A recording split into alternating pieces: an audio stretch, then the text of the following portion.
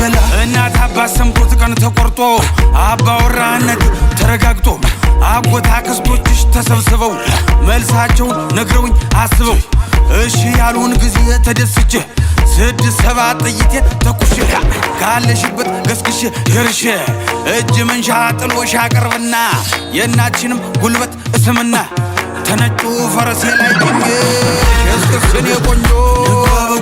እስክስኔ አበባ